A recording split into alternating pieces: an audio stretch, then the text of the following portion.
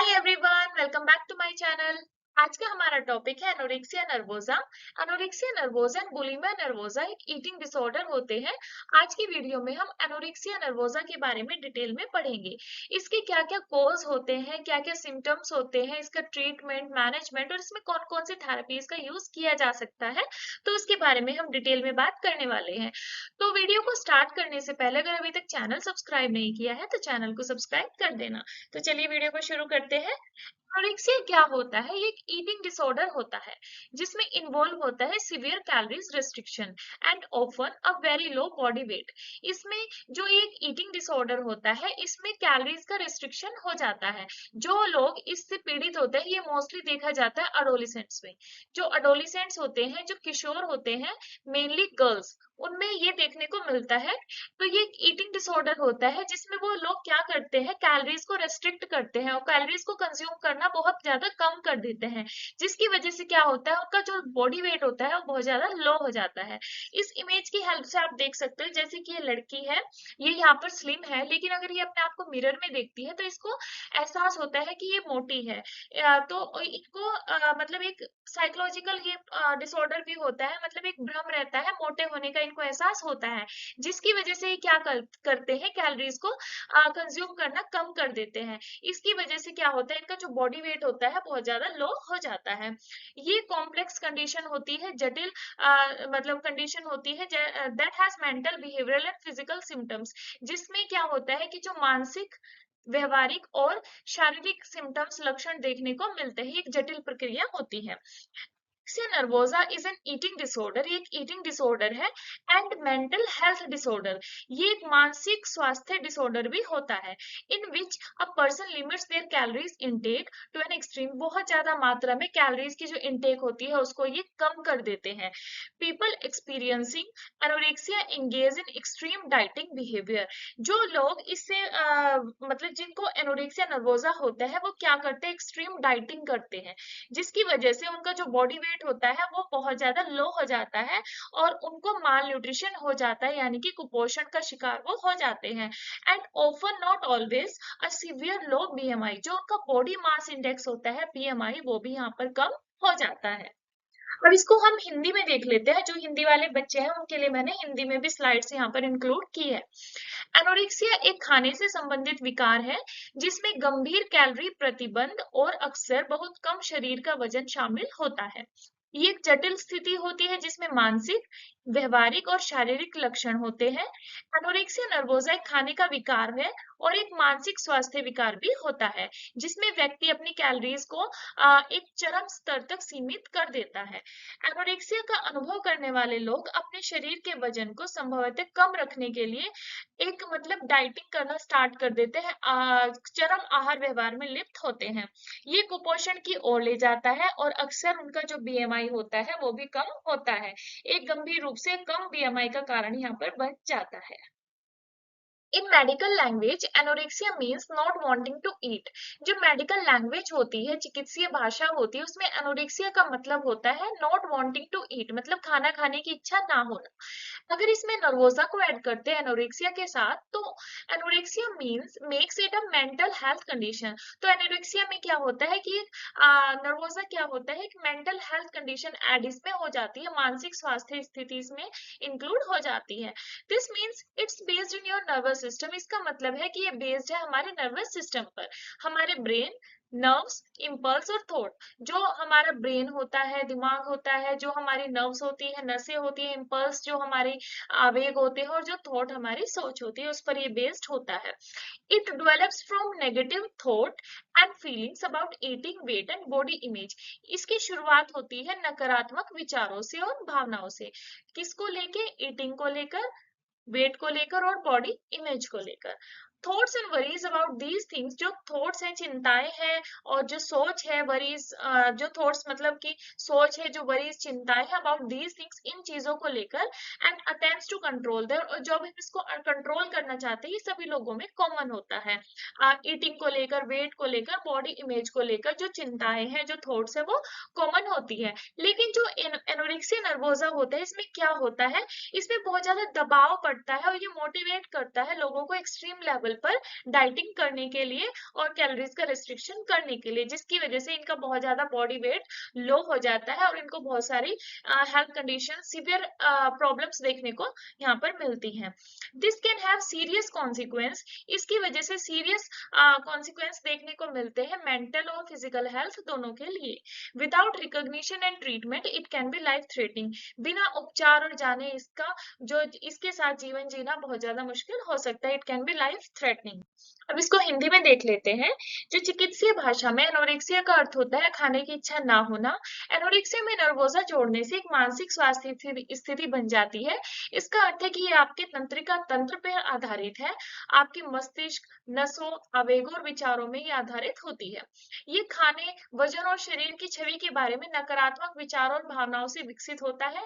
इन चीजों के बारे में विचार और चिंताएं और उन्हें नियंत्रित करने के प्रयास सामान्य होते हैं। लेकिन जो एनोरेक्सिया नर्वोजा होता है, ये आपको दबाता है और आपको चरम तक पहुंचाने के लिए प्रेरित करता है। इसके मानसिक और शारीरिक स्वास्थ्य पर गंभीर परिणाम हो सकते हैं। अगर पहचान और उपचार इसकी नहीं की जाती तो ये जीवन जीने के लिए खतरनाक हो सकता है। Next is types of anorexia. Anorexia के जो टाइप्स होते हैं अकॉर्डिंग टू ईटिंग बिहेवियर, ये दो तरह का होता है, restrictive and binge perch anorexia. Restrictive anorexia में क्या होता है, सीवियर कैलोरीज रेस्ट्रिक्शन हो जाता है। इसमें सिर्फ कैलोरीज का रेस्ट्रिक्शन होता है जो सीवियर लेवल पर होता है। बिंज पर्च एनोरेक्सिया में क्या होता है, इसमें कैलोरीज का तो रेस्ट्रिक्शन होता है, लेकिन कुछ एपिसोड्स में बिंज ईटिंग भी होती है। लाइक बुलिमिया में क्या होता है कि बहुत ज्यादा खाते हैं, उसके बाद वो वोमिट करके उसको निकालते हैं। तो इसमें क्या होता है, एनोरेक्सिया नर्वोजा का जो सेकेंड टाइप है बिंज पर्च एनोरेक्सिया, इसमें क्या होता है, कैलोरीज का तो रिस्ट्रिक्शन होता है, लेकिन कुछ कुछ एपिसोड्स में बिंज ईटिंग भी वो लोग करते हैं। और इसमें क्या होता है, फिर उसके बाद वो पर्जिंग करते हैं। पर्जिंग का मतलब होता है कि वो वॉमिट करते हैं। ये कुछ कुछ सिमिलर होता है बुलिमिया नर्वोजा की तरह। और लेक्सेटिव्स का यूज करते हैं, यानी कि जो पेट साफ करने की जो मेडिसिन होती है, दवाइयां होती है, उसका यूज वो कर लेते हैं, या फिर एक्सटेंसिव वो एक्सरसाइज करते हैं, बहुत ज्यादा वो व्यायाम करते हैं। मतलब कि जो रेस्ट्रिक्टिव एनोरेक्सिया है, इसमें तो सीवियर कैलोरीज रेस्ट्रिक्शन वो करते हैं, ठीक है, वो बिल्कुल खाते ही नहीं है। लेकिन बिंज पर्च एनोरेक्सिया में कैलोरीज का रेस्ट्रिक्शन भी करते हैं और कुछ कुछ एपिसोड्स में बहुत ज्यादा ईटिंग भी करते हैं, उसके बाद उसको वो पर्चिंग करते हैं, मतलब कि वॉमिट करते हैं, या फिर पेट को खाली करने के लिए, साफ करने के लिए लेक्सेटिव्स का यूज करते हैं, दवाइयों का यूज करते हैं, या फिर वो एक्सटेंसिव एक्सरसाइज, बहुत ज्यादा एक्सरसाइज एकदम से कर देते हैं। हिंदी में एनोरेक्सिया नर्वोसा के दो प्रकार होते हैं, प्रतिबंधक और बिंज पर्च एनोरेक्सिया। इसको आप एक बार रीड कर लेना। नेक्स्ट हम बात करेंगे एनोरेक्सिया के सिम्टम्स के बारे में, इसके लक्षण क्या क्या देखने को मिलते हैं। जो इसके सिम्टम्स होते हैं, ये फिजिकल, बिहेवियरल और मेंटल तीनों हो सकते हैं। फिजिकल यानी कि शारीरिक, व्यवहारिक और मानसिक। इसमें इंक्लूड होते हैं significant weight loss over several weeks और मंथ्स।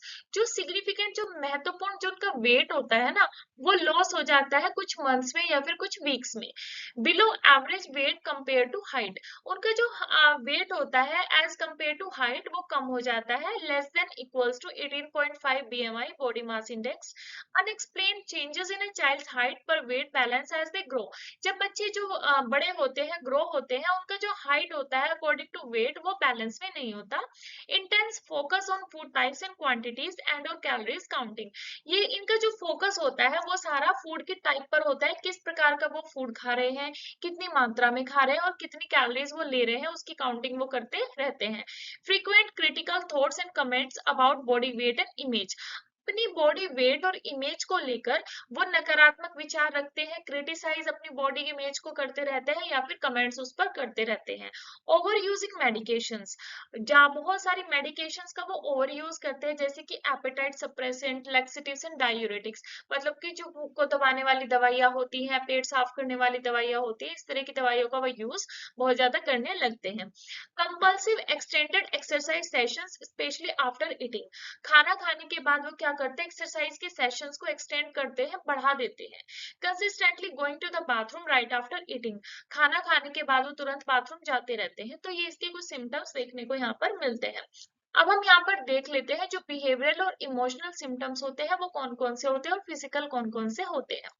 जैसे कि डाइटिंग है, obsession with weight and dieting, जो ऑब्सेशन होता है, बहुत ज्यादा ऑब्सेस्ड होते हैं अपने वेट और डाइट को लेकर। पिकी ईटिंग, मतलब कुछ सिलेक्टेड चीजों को ही वो पिक करके खाते हैं। डिस्कम्फर्ट होते हैं, eating in front of others, सभी लोगों के सामने खाने में वो डिस्कम्फर्ट फील करते हैं। मील्स को स्किप करते हैं, छोड़ते हैं। Restriction like no carbs and vegan, मतलब कि वो रिस्ट्रिक्ट करते हैं कि उनको कार्बोहाइड्रेट्स तो बिल्कुल अपनी डाइट में नहीं लेना। एक्सट्रीम मूड स्विंग्स, उनके मूड बदलते रहते हैं, होते रहते हैं। बिहेवियरल चेंजेस यहाँ पर देखने को मिलता है। फिजिकल चेंजेस में क्या होते हैं, वेट फ्लक्चुएट होता है, कम होता है, कभी ज्यादा होता है। स्टमक में क्रैम्प्स होते हैं, पेट में क्रैम्प्स होते हैं। कॉन्स्टिपेशन रहती है, एसिड बनता है, एसिड रिफ्लक्स होते हैं। मिस्ड पीरियड्स मिस होते रहते हैं। डिजीनेस रहती है, या फिर येलो स्किन देखने को मिलती है। तो ये इसके कुछ साइंस और सिम्टम्स होते हैं एनोरेक्सिया नर्वोसा।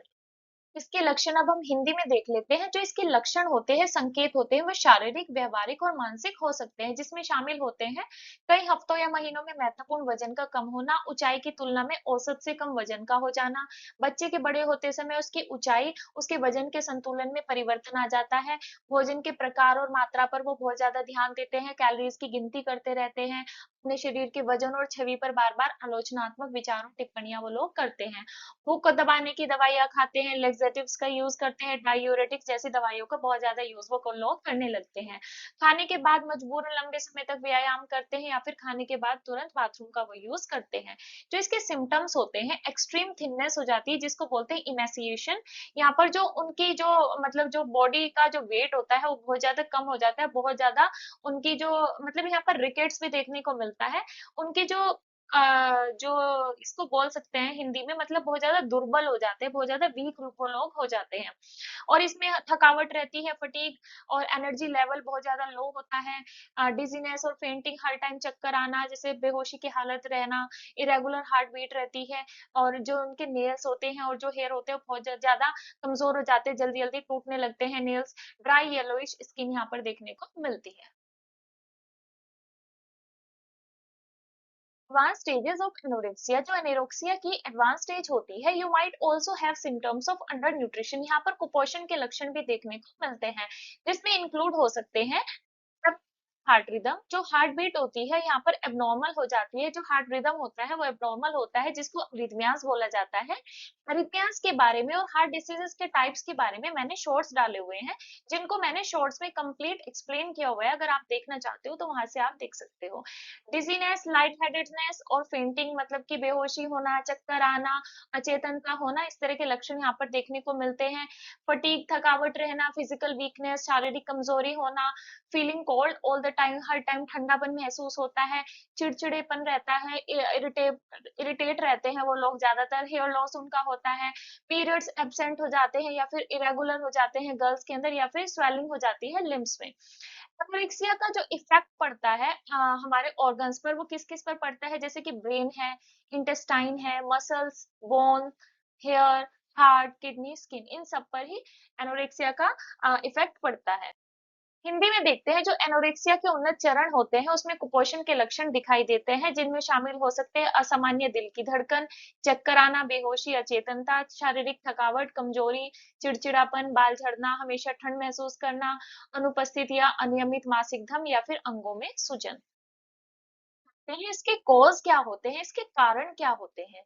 जो एनोरेक्सिया नर्वोजा होता है, there is no single cause of anorexia nervosa, इसका कोई एक सिंगल कारण नहीं होता, एक सिंगल कॉज नहीं होता, लेकिन इसमें कुछ फैक्टर्स इन्वॉल्व होते हैं, जैसे कि biological, psychological and social factors. Biological, जैविक, साइकोलॉजिकल, मनोवैज्ञानिक एंड सोशल फैक्टर्स, आपके सामाजिक कारक जो होते हैं। ब्रेन डिफरेंसेस यहाँ पर देखने को मिलते हैं। Scientist have observe differences in brain structure and function in people with anorexia, जो एनोरेक्सिया से पीड़ित लोग होते हैं, साइंटिस्ट ने ऑब्जर्व किया है कि जो उनका ब्रेन का स्ट्रक्चर होता है और जो ब्रेन के काम होते हैं, कार्य होते हैं, उसमें यहाँ पर डिफरेंसेस देखने को मिलते हैं as compare to normal person. For example, they have different level of neurotransmitter like serotonin and dopamine. जो उनके जो न्यूरोट्रांसमीटर्स होते हैं जैसे कि सेरोटोनिन एंड डोपामाइन, यहाँ पर डिफरेंट लेवल यहाँ पर देखने को मिलता है, जो अफेक्ट करता है एपेटाइट को, भूख को, मूड को, इम्पल्स कंट्रोल जो आवेगों पर नियंत्रण होता है, और ब्रेन रिवॉर्ड सिस्टम को। जेनेटिक्स फैमिली में इन्वॉल्व होता है, part of this may be in the genes you inherit from your parents at birth. इसमें जो जीन्स होते हैं जो हमें पेरेंट्स से इनहेरिट होते हैं, मतलब कि जो हेरिडिटी में हमें जीन्स जो अपने पेरेंट्स से मिलते हैं उसमें ये भी इन्वॉल्व हो सकता है। पार्ट ऑफ इट में also be in the values and habits you inherit bye growing up in your family. या फिर जब हम अपनी फैमिली में ग्रो अप करते हैं, हमारी ग्रोथ होती है, तो जो हम वैल्यूज और हैबिट्स हमारी वहां पर पड़ती है अपने परिवार में रहते हुए, उसमें भी ये कंडीशन इन्वॉल्व हो सकती है। हिंदी में देख लेते हैं, एनोरेक्सिया नर्वोसा का कोई एकल एकल कारण नहीं होता, लेकिन इसमें कई कारक शामिल हो सकते हैं, जिसमें जैविक, मनोवैज्ञानिक और सामाजिक कारक शामिल होते हैं। ब्रेन के अंदर वैज्ञानिकों ने उन लोगों में मस्तिष्क की संरचना और कार्यप्रणाली में भिन्नताएं देखी हैं जो एनोरेक्सिया से पीड़ित हैं। उदाहरण के लिए उनके पास जो न्यूरोट्रांसमीटर्स होते हैं जैसे कि सेरोटोनिन और डोपामाइन के जो स्तर होते हैं, लेवल होता है, वो विभिन्नता यहाँ पर देखने को मिलती है, जो उनके भूख को, उनके मूड, उनके आवेग के नियंत्रण और मस्तिष्क के पुरस्कार प्रणाली को प्रभावित कर सकते हैं। जेनेटिक्स परिवार में होता है, इसका एक हिस्सा उन जीन में हो सकता है जो हमें अपने माता पिता के से जन्म के समय विरासत में प्राप्त होते हैं। इसका एक हिस्सा वह मूल्यों और आदतों में भी हो सकता है जो हम अपने परिवार में बड़े होकर विरासत में करते हैं। Next is peer pressure. Peer pressure जो सहकर्मी दबाव होता है। Social and professional peer pressure can both be strong forces, specially if your social और professional standing depends on your body image. जो सोशल, जो सामाजिक और प्रोफेशनल पेशेवर जो हमारे जो सहकर्मी होते हैं, उनका प्रेशर यहाँ पर स्ट्रॉन्ग फोर्स देखने को मिलता है, स्पेशली उन लोगों के लिए जिनका जो काम होता है वो उनकी बॉडी इमेज, उनके रंग रूप पर ही निर्भर करता है। जैसे कि एथलीट्स होते हैं, डांसर्स होते हैं, मॉडल्स होते हैं या फिर एक्टर्स होते हैं, उनका करियर इसी पर बेस्ड होता है। टीनेजर्स होते हैं, जो किशोर किशोरियां होती हैं, जो एडोलेसेंट जो गर्ल्स और बॉयज होते हैं, वो अपने आप को लेकर या फिर दूसरों को लेकर एंड ईच अदर वो काफी निर्णायक होते हैं, मतलब जजमेंटल होते हैं, एक दूसरे को जज करते रहते हैं। Psychology having low self esteem. खुद का जो आदर होता है, सेल्फ एस्टीम होता है, वो यहाँ पर कम देखने को मिलता है, या फिर उनको फील होता है that your self worth depends on controlling your body weight. लay the groundwork for an eating disorder। मतलब कि उनका सेल्फ स्टीम यहाँ पर कम देखने को मिलता है, और उनको ऐसा फील होता है कि जो उनकी सेल्फ वर्थ है वो डिपेंड करती है कि उनका वेट अगर कम होगा तभी उनकी सेल्फ वर्थ यहाँ पर होती है, मतलब खुद का आदर यहाँ पर वो करते हैं। तो इसकी वजह से ईटिंग डिसऑर्डर्स यहाँ पर उत्पन्न होते हैं। समटाइम्स कभी कभी जो जो फीलिंग्स होती है stem from a history of trauma और mood disorder like anxiety and depression. तो इनकी वजह से कभी कभी क्या होता है कि एक हाँ, मतलब एंजाइटी होती है, डिप्रेशन होता है, चिंताएं और अवसाद होते हैं, जिससे देखा जाता है कि ट्रॉमा और मूड डिसऑर्डर्स यहाँ पर देखने को मिलते हैं। देख लेते हैं, जो सहकर्मी दबाव होता है, सामाजिक और पेशेवर सहकर्मी दबाव दोनों ही शक्तिशाली बल हो सकते हैं, विशेष रूप से यदि आपकी सामाजिक या पेशेवर स्थिति होती है, आपके शरीर के रंग रूप पर निर्भर करती है। जैसे कि एथलीट्स होते हैं, नर्तक, मॉडल और अभिनेता अपने करियर को इसी पर आधारित करते हैं। किशोर अपने और एक दूसरे के प्रति बहुत ज्यादा निर्णयात्मक यहाँ पर हो सकते हैं। मनोविज्ञान निम्न आत्म आदर होना या महसूस करने की जो आपकी आत्ममूल्यता होती है, वो आपके शरीर के वजन को नियंत्रण करने पर निर्भर करती है, जिसकी वजह से खाने के विकार यहाँ पर उत्पन्न हो सकते हैं। कभी कभी ये भावनाएं मानसिक आघात या मूड विकारों जैसे कि चिंता और अवसाद के इतिहास से उत्पन्न हो जाती है। एनोरेक्सिया का ट्रीटमेंट नहीं होता तो उसकी वजह से क्या हो सकता है? Untreated anorexia can lead to loss of bone mass, जिसको बोलते हैं ऑस्टियोपोरोसिस, यानी कि जो बोन्स की डेंसिटी होती है वो कम हो जाती है, और इरोजन ऑफ टूथ इनेमल, जो टूथ के ऊपर लेयर होती है, जो इनेमल होता है वो कम हो जाता है, और रैपिड ब्रेकडाउन होता है स्केलेटल मसल का, जिसको रेप्टोमाइलोसिस बोलते हैं। किडनी और लीवर डैमेज होता है, हार्ट फेल या कार्डियक अरेस्ट हो सकता है। प्यूबर्टी जो होती है वो डिले हो जाती है, बच्चों के अंदर जो ग्रोथ होती है वो डिले हो जाती है, इनफर्टिलिटी देखने को मिलती है अडल्ट्स के अंदर, और डिक्लाइनिंग हो जाती है मेंटल हेल्थ, जो मानसिक स्वास्थ्य होता है, सेल्फ हार्म, वो खुद को हानि पहुंचाते हैं, या फिर उनके अंदर सुसाइडल थॉट्स आते हैं, आत्महत्या के विचार उत्पन्न हो जाते हैं। जो अनौपचारिक एनोरेक्सिया होता है, हड्डियों का द्रव्यमान कम हो जाता है, दांत की परत क्षय कंकाली हो जाती है, मांसपेशियों में तेजी से टूटना होता है जिसको रेब्डोमाइलोसिस बोलते हैं, गुर्दे और जिगर को नुकसान होता है, दिल की विफलता या कार्डियक अरेस्ट हो सकता है, और बच्चों में यौवन और विकास में देरी हो जाती है, वयस्कों में बांझपन होता है, या फिर मानसिक स्वास्थ्य में गिरावट आ जाती है, आत्महानि और आत्महत्या के विचार यहाँ पर आ सकते हैं। जो एनोरेक्सिया होता है इसमें ब्रेन पर इफेक्ट पड़ता है, चेंजेस केमिस्ट्री, बैड मेमोरी, इस ब्रेन की जो केमिस्ट्री होती है वो चेंज हो जाती है, उनकी जो मेमोरी होती है वो यहाँ पर कम हो जाती है, मसल्स पर इफेक्ट पड़ता है, अक एंड पेन्स, पैरालाइज भी हो सकते हैं, इंटेस्टाइन पर इफेक्ट पड़ता है, कॉन्स्टिपेशन रहती है, ब्लोटिंग रहती है, हेयर बहुत ज्यादा थिन हो जाते हैं, ब्रिटल हो जाते हैं, जल्दी जल्दी टूटने लगते हैं, स्किन येलो हो जाती है, ड्राई हो जाती है, किडनी पर इफेक्ट पड़ता है, एक्यूट किडनी फेलियर भी हो सकता है, बोन ऑस्टियोपोरोसिस देखने को यहाँ पर मिलता है। नेक्स्ट हम बात करेंगे मैनेजमेंट एंड ट्रीटमेंट की।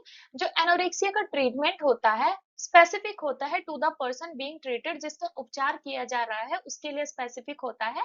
इसके जो गोल होते हैं उसमें इंक्लूड होता है रिस्टोरिंग गुड न्यूट्रिशन, उसको अच्छा न्यूट्रिशन देना, स्टेबलाइज करना उसका वेट लॉस, उसको एक जगह स्थिर करना है उसका वेट लॉस जिससे ना हो, एलिमिनेटिंग डिसऑर्डर ईटिंग बिहेवियर, जो ईटिंग बिहेवियर है उसको एलिमिनेट करना है, और ट्रीट करना है अंडरलाइंग साइकोलॉजिकल कंसर्न, जो उसकी मानसिक जो समस्याएं हैं वो जो आधारभूत उसकी मानसिक समस्याएं हैं उनको ट्रीट करना है। जो इसका बिगेस्ट चैलेंज होता है in treating someone with anorexia is helping them recognise and accept that they have a serious illness. इसका जो बिगेस्ट चैलेंज होता है वो होता है कि किसी को हम ट्रीट कर रहे हैं जो एनोरेक्सिया से पीड़ित है, उसको रिकॉग्नाइज करवाना है, उसको एक्सेप्ट करवाना है कि वो एक सीरियस इलनेस से पीड़ित हैं। वो लोग क्या होते हैं जो many people with anorexia deny that, वो मना कर देते हैं कि उनको कोई ऐसा ईटिंग डिसऑर्डर नहीं है, that only seek help when it becomes life threatening, और वो तभी हेल्प ढूंढते हैं, तभी हेल्प लेते हैं जब तक वो लाइफ थ्रेटनिंग ना हो जाए। This is why early recognition and treatment are so important. इसलिए जो अर्ली रिकॉग्निशन होता है, जल्दी से उस रोग की पहचान हो जाए और उसका ट्रीटमेंट उपचार हो जाए, वो बहुत ज्यादा जरूरी होता है। इसका जो मैनेजमेंट ट्रीटमेंट होता है उसके उस व्यक्ति के उपचार के लिए विशिष्ट होता है जिसका उपचार किया जा रहा है। अच्छी पोषण की बहाली शामिल होती है, वजन घटाने को स्थिर करना, विकारपूर्ण खाने की आदतों को समाप्त करना, आधारभूत मानसिक समस्याओं का इलाज करना। ये उस व्यक्ति के इलाज करने में बहुत बड़ी चुनौती है जिसको यह पहचानने और स्वीकार करने में दिक्कत होती है कि उसको एक गंभीर बीमारी है। एनोरेक्सिया के कई लोग यह मानने से मना कर देते हैं कि उनको एक खाने का कोई विकार है, वो केवल तब मदद मांगते हैं जब ये जीवन के लिए खतरा बन जाता है। इसलिए प्रारंभिक पहचान और उपचार बहुत महत्वपूर्ण होता है। अब हम बात करेंगे इससे रिलेटेड थेरेपीज के बारे में। इसमें कुछ साइकोथेरेपीज इंक्लूड हम कर सकते हैं जैसे कि acceptance and commitment therapy. This method focus on developing the motivation to change your behaviour regardless of your thoughts and feeling. इस मेथड में क्या होता है, डेवलप किया जाता है, विकसित किए जाते हैं motivation to change your behaviour, व्यवहार को परिवर्तित करने के लिए जो प्रेरणा होती है उसको विकसित किया जाता है, चाहे आपके थॉट्स, आपके विचार, आपकी फीलिंग्स, भावनाएं कुछ भी। कॉग्निटिव बिहेवियरल थेरेपी सीबीटी इसकी फुल फॉर्म आती है एग्जाम में। इस मेथड में क्या होता है, फोकस किया जाता है एड्रेसिंग डिस्टॉर्टेड व्यूज, जो डिस्टॉर्टेड व्यूज हैं, एटीट्यूड्स हैं अपने वेट को लेकर, शेप को लेकर, अपीयरेंस को लेकर, और इसमें बिहेवियरल चेंजेस भी आते हैं। कॉग्निटिव रेमेडिएशन थेरेपी में क्या होता है, इसमें इन्वॉल्व होता है एक्सरसाइज और एक्टिविटीज जो हेल्प करती है इंप्रूव करने के लिए कॉग्निटिव और एग्जीक्यूटिव फंक्शंस को, एबिलिटी को to take charge of your life. Dialectical behavioural therapy DBT इसकी भी फुल फॉर्म पूछी जा सकती है और पूछी भी जाती है। इसमें क्या होता है, स्पेसिफिक स्किल्स होती है जिसको लर्न करते हैं डीबीटी में, जिसमें इंक्लूड होता है building mindfulness, improving relationship, managing emotions and tolerating stress. Hindi में देखते हैं, जो स्वीकृति और प्रतिबद्धता चिकित्सा होती है व्यवहारों को बदलने की प्रेरणा पर विकसित होती है, चाहे विचार और भावनाएं कुछ भी हो। संज्ञानात्मक व्यवहार चिकित्सा यह विधि वजन, आकार और रूप के बारे में विकृत धारणा और दृष्टिकोणों को संबोधित करने और व्यवहार में परिवर्तन करने पर केंद्रित है। संज्ञानात्मक सुधार चिकित्सा इसमें संज्ञानात्मक और कार्य क्षमता को सुधारने और जीवन को नियंत्रित करने की क्षमता के लिए व्यायाम और गतिविधियां शामिल होती हैं। डीबीटी में विशेष कौशल सीखेंगे, उसमें ध्यान केंद्रित करना, रिश्तों में सुधार करना, भावनाओं का प्रबंधन करना, तनाव सहन करना शामिल होता है। Next is family therapy. Family support is very important anorexia treatment success. Family का सपोर्ट बहुत जरूरी होता है एनोरेक्सिया के ट्रीटमेंट करने के लिए। जो फैमिली बेस्ड थेरेपी होती है एनोरेक्सिया के लिए, इसको बोलते हैं Maudsley method. Puts your family in charge of your nutrition. यहाँ पर फैमिली आपके न्यूट्रिशन की इंचार्ज होती है, वो आपके खाने के से संबंधित चीजों को देखती है, उसका आपका ध्यान रखती है। इनकी पर्सनल साइकोथेरेपी में क्या होता है, आईपीटी में इन्वॉल्व होता है रिलेशनशिप और संचार, मतलब कम्युनिकेशन, जो संबंध होते हैं, जो संचार होते हैं, उसको ये इम्प्रूव करता है, जो रेड्यूस करता है ईटिंग डिसऑर्डर के सिम्टम्स को। साइकोडायनामिक डायनामिक साइकोथेरेपी में इन्वॉल्व होता है looking at the root cause. इसका रूट कॉज क्या है, इसकी जड़ क्या है एनोरेक्सिया की, जो एक की का काम करती है रिकवरी करने के लिए। परिवार चिकित्सा में शामिल होता है परिवार का समर्थन, जो एनोरेक्सिया उपचार की सफलता के लिए बहुत जरूरी होता है। एनोरेक्सिया के लिए परिवार आधारित चिकित्सा आपके पोषण को प्रबंधित करने के लिए आपके परिवार को जिम्मेदार बनाती है। अंतर व्यक्तिक मनोचिकित्सा में शामिल होता है संबंधों और संचार को सुधारना, जो आपके खाने के विकार के लक्षणों को कम कर सकता है। जागरूक मनोचिकित्सा में मूल कारण देखे जाते हैं एनोरेक्सिया के, इसका रूट कॉज क्या है, जो आपकी सुधार की कुंजी होता है। तो ये आज हमने एनोरेक्सिया नर्वोसा के बारे में डिटेल में पढ़ा है। नेक्स्ट वीडियो में हम बुलिमिया के बारे में पढ़ेंगे। तो कैसी लगी आपको ये वीडियो, कमेंट में जरूर बताना और चैनल को सब्सक्राइब कर देना। Thank you.